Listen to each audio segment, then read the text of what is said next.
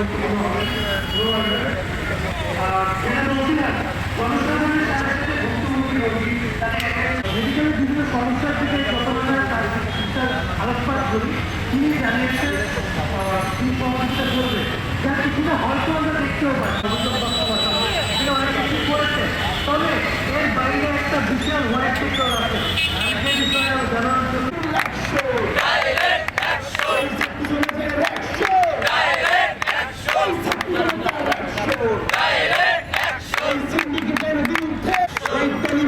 বিরুদ্ধে